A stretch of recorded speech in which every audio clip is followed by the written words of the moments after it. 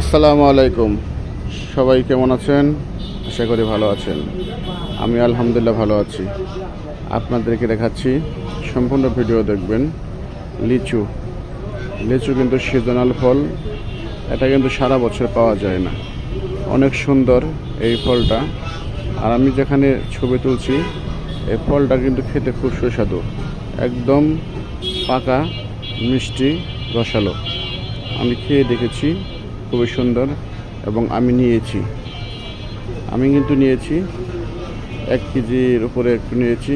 সুন্দর, খুব ভালো লাগলো। সবাই সিজনাল ফল খাবেন। আর এই ফলটা দেখতে যেন এরকম লাল টকটকে, ভিতরেও লাল। এটা দেখছেন ড্রাগন ফলও ভালো, কিন্তু দেখে শুনে খেতে হবে। ড্রাগন ফলে অনেক সময় ফরমালিন থাকে।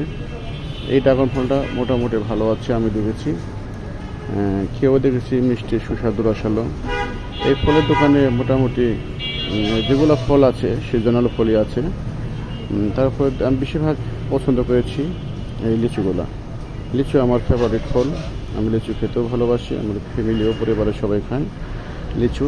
এই সিজনাল ফল আর কিছুদিন পরে এই লিচু থাকবে না, সব শেষ হয়ে যাবে। সেই জন্য আগে ভাগেই খেয়ে নিলাম সিজনাল ফলটা। দারুণ লাগলো, দেখতেও সুন্দর, খেতেও ভালো লাগলো, রসালো। আমি 1 কেজি নিয়েছি। আপনার সময় সম্পূর্ণ ভিডিও দেখবেন। এখানে অনেক ফল আছে আরও, আমি সম্পূর্ণ ফল দেখালাম না।